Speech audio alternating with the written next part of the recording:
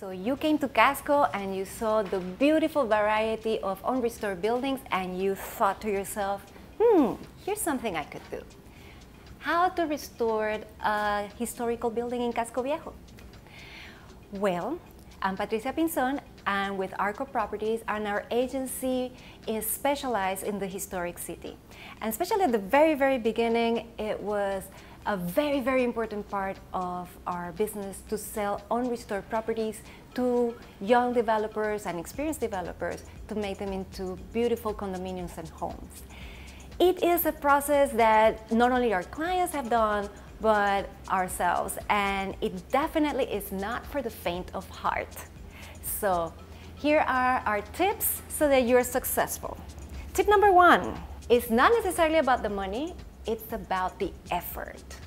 One of the things that you need to understand is that this process here is going to take you, for sure, no less than 3 years. So sometimes it's not that it's expensive in money, it is expensive in time.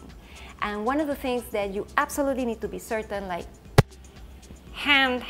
you know, I'm doing it, I'm moving to Panama and I'm going for it. Many of our clients say, do I really need to move to Panama for that? Well, let's go through the process. First, you have to submit plans. For this, you'll need an architect that understands already the regulations, the manuals, and how this process runs through the historic patrimony section, which has its authorities, and the city sections, which is more like whatever you are used in your place of origin, which usually has like the fire departments and the plumbing and all that. So you have these 2 rounds of permitting. Your first section of permitting is going to be here, inside Casco Viejo, in what is called Dirección de Patrimonio Histórico. They're going to look at concept, at the specifics of the house. There are 4 historic categories. Each property is very individual.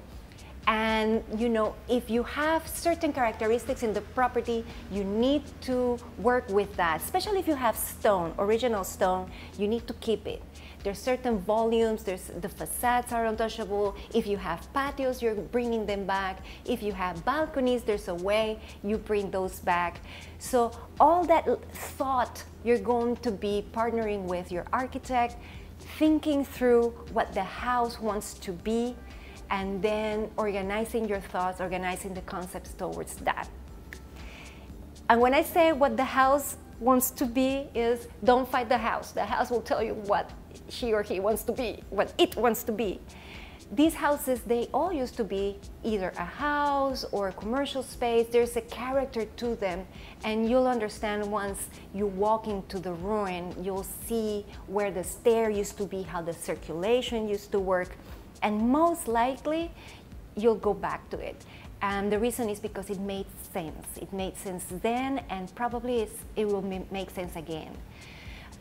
So that process is going to take you about a year between drafting, presenting to the authorities of Casco Viejo, Patrimonio Histórico, getting comments back, making sure that those comments are integrated into the floor plan, and finally coming with the first set of what they call an anteproyecto. Then it goes to the city, comes back, it's 2 different rounds. But let's say that all of that you could do in a way remote and with the technological tools of Zoom and what else. Then comes the part of actually getting it built. And this is where it is critical for you as an owner to be present. If you can't be here, you have to have your clone here, somebody of your full trust and authority, because there's a million decisions to make in an everyday basis that a project manager cannot do for the owner. Sometimes the owner has to be the one to say yes, no, right, or left. Especially in terms of administration of funds and just so many things that go on every day. So especially during construction time, you want to be able to do it. You want to be able to spend the time and be here and have somebody of trust. especially if you're going to be traveling, that person of trust in Panama during that time, it is critical.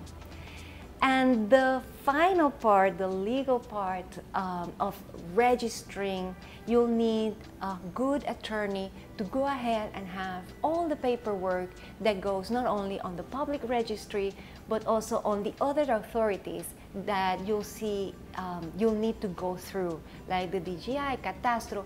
All of it is a long package. It touches about at least 4 different authorities, including the Ministry of Housing, depending on what you're doing, if you're converting into a condo.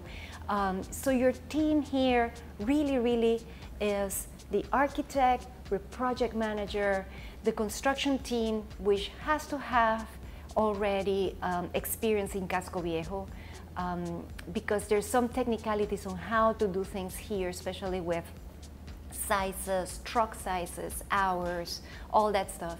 And then your legal team to be able to produce the paperwork that you need and get it through. So if you go and do all of that, you'll find yourself that this is one of the most satisfying activities in Casco Viejo.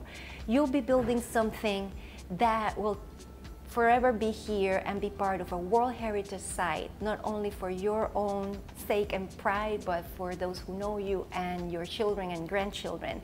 This city has basically 350 years old, and you're participating with a physical manifestation and being part of actually bringing it back. So how exciting that it only takes 3 years to be part of a 350-year site. And if you do want to do it, then welcome, give us a call and let's brainstorm about the property that would be right for you. We help owners around the world get their projects out of the ground and yes, and getting into the right hands. If you like this video, then subscribe and get tuned to the next one.